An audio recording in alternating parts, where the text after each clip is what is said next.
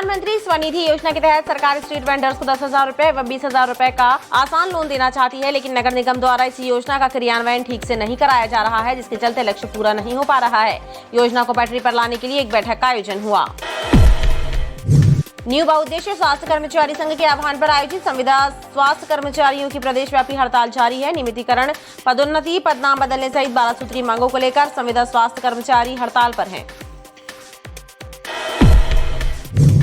जबलपुर जिला अधिवक्ता संघ की नई कार्यकारिणी के गठन के लिए हुए मतदान की मतगणना की प्रक्रिया गुरुवार से शुरू हो गई है। जिला एवं सत्र न्यायालय परिसर में बनाए गए मतगणना कक्ष में कड़ी सुरक्षा व्यवस्था और पारदर्शिता के बीच मतगणना का कार्य आरंभ हुआ है। सीसीटीवी कैमरों की निगरानी में मतगणना का कार्य प्रारंभ हुआ है। एमपी स्टूडेंट्स यूनियन के कार्यकर्ताओं ने शासकीय कला निकेतन पॉलिटेक्निक कॉलेज में प्रदर्शन किया। छात्र संगठन के कार्यकर्ताओं ने कॉलेज में वर्तमान लेक्चरर के पद पर पदस्थ अजय सोनकेसरिया पर आपराधिक प्रवृत्ति का होने का आरोप लगाया और कॉलेज प्रबंधन से उनकी बर्खास्ती की मांग की। इसके अलावा छात्र संगठन ने कॉलेज में खेल मैदान, कैंटीन और छात्र सुविधाओं को पूरा करने की मांग भी कॉलेज प्रबंधन से की है। विश्व को मानवता का संदेश देने वाले सिख गुरु श्री गुरु नानक देव जी की जयंती के उपलक्ष्य में नगर में विभिन्न धार्मिक आयोजनों का सिलसिला लगातार जारी है। श्री गुरु नानक देव जी की जयंती और कार्तिक मास के अवसर पर बाबा करतारवन मंदिर लालमाटी से श्रद्धालुओं ने प्रभात फेरी निकाली। कैंट विधानसभा क्षेत्र में विकास कार्यों को गति प्रदान की जा रही है। आम जनता की मूलभूत सुविधाओं को पूरा करने के कार्य लगातार जारी है। इसी कड़ी में कैंट क्षेत्र के विधायक अशोक रोहानी के सहयोग से बिलहरी में लगातार सड़कों, गलियों और मोहल्लों में एलईडी लाइट लगाने का कार्य जारी है। फेरी लगाकर मिट्टी का तेल बेच रहे एक युवक को हनुमानताल पुलिस ने गिरफ्तार किया है। युवक से कुप्पी में भरा 40 लीटर मिट्टी का तेल और एक्टिवा गाड़ी जब्त करते हुए विधिवत प्रकरण दर्ज किया गया है। भेड़ाघाट थाना क्षेत्र लम्हेटा घाट के पास एक युवक ट्रैक्टर ट्रॉली की चपेट में आ गया, जिससे घटनास्थल पर ही उसकी मौत हो गई। खास बात यह है कि युवक उसी ट्रैक्टर ट्रॉली में सवार होकर खारी में जा रहा था।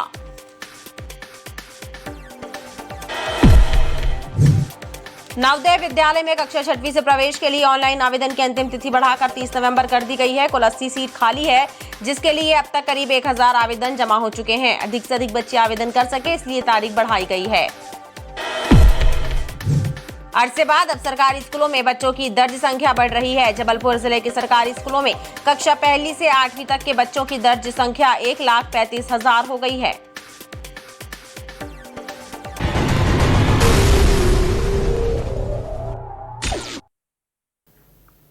नमस्कार, स्वागत है आपका बीटीवी न्यूज में। आपके साथ मैं हूं सना और आइए करते हैं खबरों की शुरुआत, लेकिन उसके पहले नजर डाल लेते हैं हेडलाइंस पर। ट्रैक्टर ट्रॉली से गिरकर ट्रॉली के चक्के के चपेट में आए युवक की मौके पर हुई मौत। भेड़ाघाट के लम्हेटा घाट के पास हुआ दर्दनाक हादसा। खारी में जा रहा युवक ट्रैक्टर ट्रॉली में था सवार। जिला अधिवक्ता संघ की नई कार्यकारिणी के लिए हुए मतदान की मतगणना की प्रक्रिया हुई शुरू। मतगणना को पारदर्शी बनाने सीसीटीवी कैमरों से की जा रही निगरानी। और प्रधानमंत्री स्वनिधि योजना में जबलपुर पिछड़ा 18,000 का लक्ष्य, लेकिन सिर्फ 2,000 स्ट्रीट वेंडर्स को ही नगर निगम दिला पाया लोन।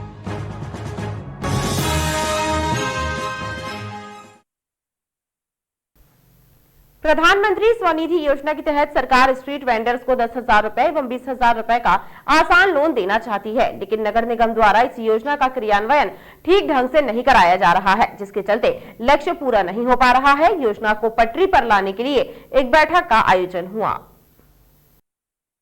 प्रधानमंत्री स्वनिधि योजना को लेकर एक बैठक का आयोजन नगर निगम मुख्यालय में हुआ, जिसमें अपर आयुक्त महेश कुमार कोरी एवं उपायुक्त अंजू सिंह ने योजना से जुड़े कर्मचारियों से कहा कि ज्यादा से ज्यादा आवेदन जमा कराएं, क्योंकि अभी 18,000 लक्ष्य की तुलना में मात्र 2,000 लोगों को ही योजना का लाभ मिल पाया है।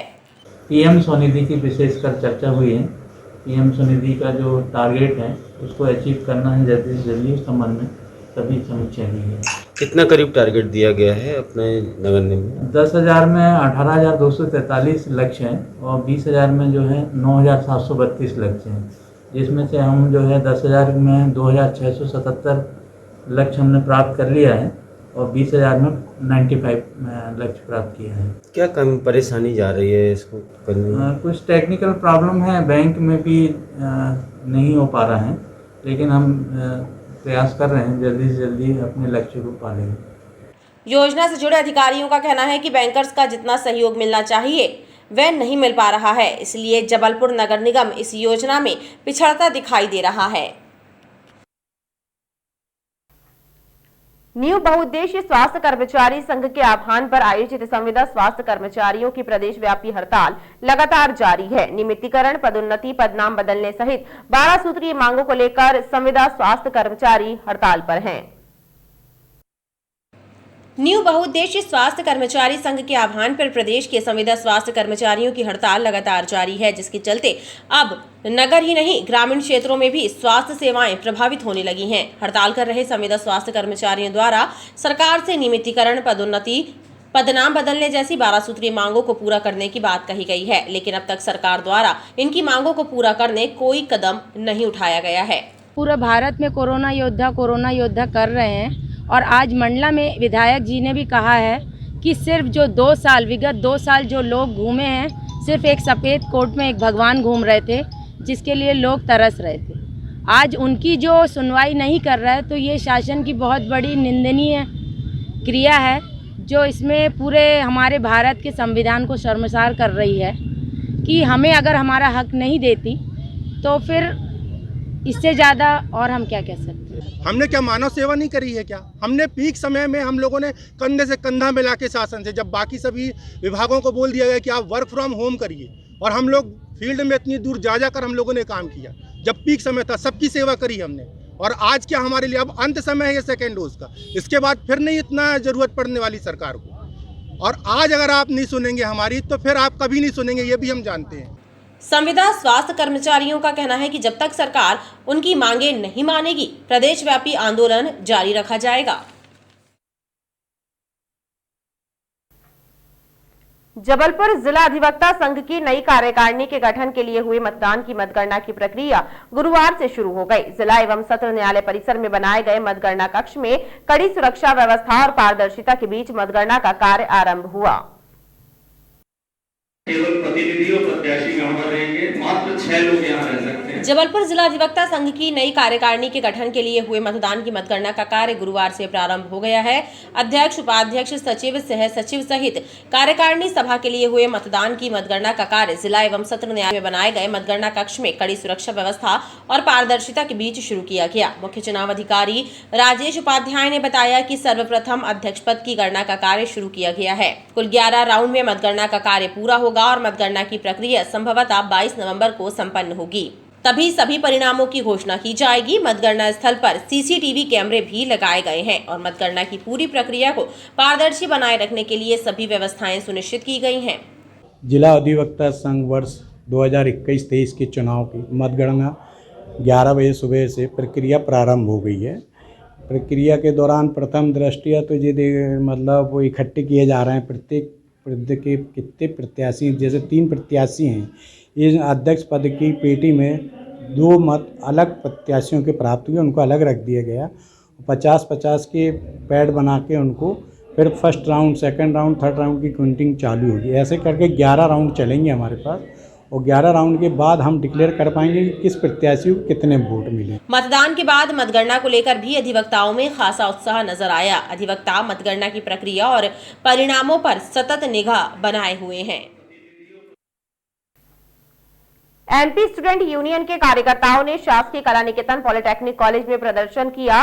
छात्र संगठन के कार्यकर्ताओं ने कॉलेज में वर्तमान में लेक्चरर के पद पर पदस्थ अजय सोन केसरिया पर आपराधिक प्रवृत्ति का होने का आरोप लगाया और कॉलेज प्रबंधन से उनकी बर्खास्ती की मांग की। इसके अलावा छात्र संगठन ने कॉलेज में खेल मैदान, कैंटीन और छात्र सुविधाओं को पूरा करने की मांग भी कॉलेज प्रबंधन से की है।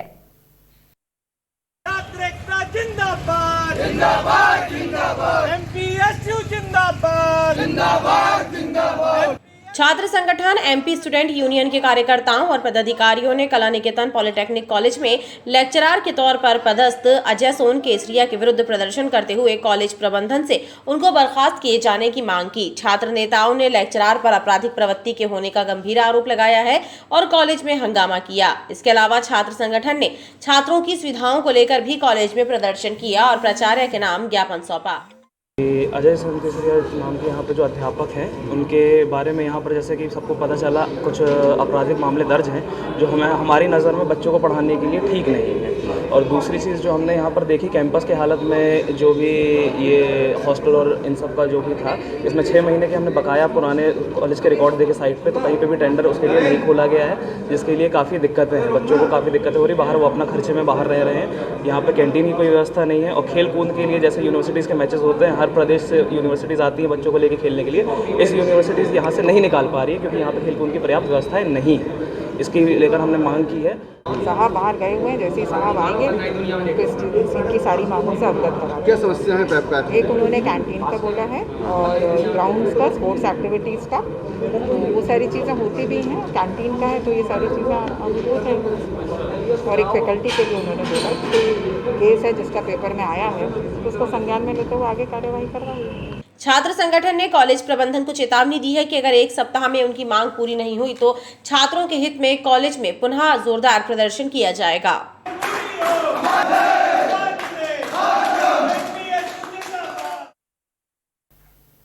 विश्व को मानवता का संदेश देने वाले सिख गुरु श्री गुरु नानक देव जी की जयंती के उपलक्ष्य में नगर में विभिन्न धार्मिक कार्यक्रमों का सिलसिला लगातार जारी है। श्री गुरु नानक देव जी की जयंती और कार्तिक मास के अवसर पर बाबा करतार वन मंदिर लालमाटी से श्रद्धालुओं ने प्रभात फेरी निकाली। विश्व को मानवता का संदेश देने वाले श्री गुरु नानक देव जी की जयंती के उपलक्ष्य में जगह जगह विभिन्न कार्यक्रम आयोजित किए जा रहे हैं। इसी कड़ी में सिंधी समाज ने श्री गुरु नानक देव जी की जयंती और कार्तिक मास के अवसर पर सिंधी गुरुद्वारा बाबा करतारवर मंदिर लालमाटी से प्रभात फेरी निकाली। इस फेरी में बड़ी संख्या में श्रद्धालु शामिल हुए और श्री गुरु नानक देव जी के द्वारा दिए गए मानवता के संदेशों और उपदेशों का प्रचार किया।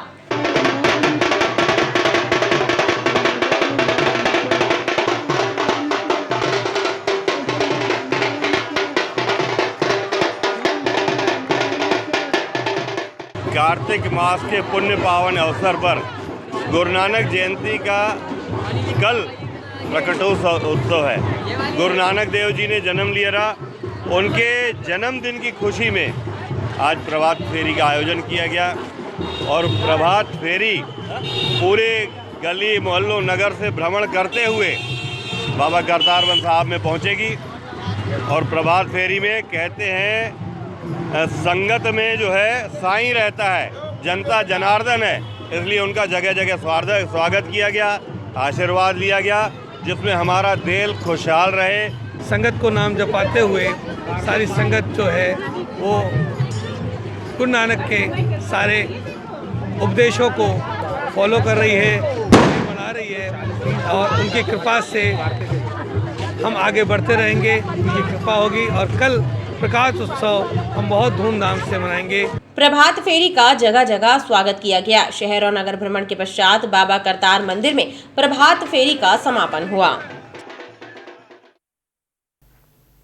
कैंट विधानसभा क्षेत्र में विकास कार्यों को गति प्रदान की जा रही है। आम जनता की मूलभूत सुविधाओं को पूरा करने के लिए कार्य लगातार जारी है। इसी कड़ी में कैंट क्षेत्र के विधायक अशोक रोहानी के सहयोग से बिलहरी क्षेत्र में लगातार सड़कों, गलियों और मोहल्लों में LED लाइट लगाने का कार्य जारी है। बिलहरी के अलग अलग इलाकों में भाजपा कार्यकर्ताओं की उपस्थिति में खंभों पर LED लाइट लगाने का कार्य किया जा रहा है ताकि लोगों को अंधकार का सामना न करना पड़े। लाइट लगाने का कार्य भारतीय जनता पार्टी के समस्त कार्यकर्ता कर रहे हैं। बिलहरी की जनता की ओर से माननीय विधायक जी का सादर वंदन है। फेरी लगाकर मिट्टी का तेल बेच रहे एक युवक को हनुमानताल पुलिस ने गिरफ्तार किया है। युवक से कुप्पी में भरा 40 लीटर मिट्टी का तेल और एक्टिवा गाड़ी जब्त करते हुए विधिवत प्रकरण दर्ज किया गया है। हनुमानताल पुलिस ने बताया कि मुखबिर की सूचना पर मोतीनाला अस्पताल के समीप गली से मक्कानगर हनुमानताल निवासी एजाज उर्फ कल्लू नामक एक युवक को पकड़ा गया। एजाज उर्फ कल्लू एक्टिवा गाड़ी में प्लास्टिक की कुप्पी में मिट्टी का तेल रखकर उसे बेचने की फिराक में खड़ा था। पुलिस ने आरोपी के कब्जे से 40 लीटर मिट्टी का तेल और एक्टिवा जब्त की है। उसके विरुद्ध EC एक्ट सहित अन्य धाराओं के तहत प्रकरण दर्ज कर मामले को जाँच में लिया गया है। नीला केरोसिन ले जाते हुए एजाज अली नाम के व्यक्ति को पकड़ा है और उससे जब्ती की है। उससे जब पूछा गया कि यह मिट्टी तेल कहाँ से पाया है, क्योंकि यह आवश्यक वस्तु अधिनियम के तहत आता है और इतनी मात्रा बल्क मात्रा में ये नहीं मिलता, उन्होंने बताया कि एक व्यक्ति है जो उसको मोहरिया के पास मिला, तो जब हमने उससे कड़ाई से पूछताछ किया तब उसने बताया सिराज, उसका नाम सिराज मुसलमान, और आगे उसको ज़्यादा मालूम नहीं था, लेकिन हमने सिराज के बारे में जब पता किया है तो वो कसाई मंडी के आसपास उसकी उचित मूल्य की दुकान में वह काम करता है और वहीं से थोड़ा थोड़ा करके उसने स्टॉक करके और यह ब्लैक मार्केटिंग के हिसाब से उसको बेचा होगा और उसमें दोनों को हमने मुलजिम बनाया है और फरार आरोपी की जो है तलाश जारी है। भेड़ाघाट थाना क्षेत्र लम्हेटा घाट के पास एक युवक ट्रैक्टर ट्रॉली की चपेट में आ गया, जिससे घटनास्थल पर ही उसकी मौत हो गई। खास बात यह है कि युवक उसी ट्रैक्टर ट्रॉली में सवार होकर खारी में जा रहा था। अचानक वह ट्रॉली से गिर गया और ट्रैक्टर ट्रॉली की चपेट में आ गया, जिससे उसकी मौत हो गई। भेड़ाघाट थाना क्षेत्र लम्हेटा घाट के पास ट्रैक्टर ट्रॉली की चपेट में आकर सोहन उर्फ चंदू नामक एक युवक की मौत हो गई। बताया जाता है कि सोहन ट्रैक्टर ट्रॉली में अक्सौद से लम्हेटा घाट खारी में जा रहा था। इस दौरान वह ट्रॉली से गिर गया और ट्रैक्टर ट्रॉली की चपेट में आ गया, जिससे मौके पर ही उसकी मृत्यु हो गई। घटना की जानकारी लगने के बाद भेड़ाघाट पुलिस का अमला भी मौके पर पहुंच गया। पुलिस ने मृतक सोहन के शव को पोस्टमार्टम के लिए मेडिकल भेजा है। लम्हेटा आगसवद से चंद्रानी की खारी आ रही थी ट्राली में, तो ये मृतक जो है सोहन और चंदू काची, वो ट्राली पे बैठा था, तो ड्राइवर की लापरवाही हो जिससे कि वो गिर गया, उसे ट्राली में पर वो चक्के से दब गया है, सिर में चोट आने से वो मृत्यु हो गई है। पुलिस ने ट्रैक्टर ट्रॉली को जब्त कर हादसे की जांच शुरू कर दी है। नवोदय विद्यालय में कक्षा 6वीं में प्रवेश के लिए ऑनलाइन आवेदन की अंतिम तिथि बढ़ाकर 30 नवंबर कर दी गई है। कुल 80 सीट खाली हैं, जिसके लिए अब तक करीब 1000 आवेदन जमा हो चुके हैं।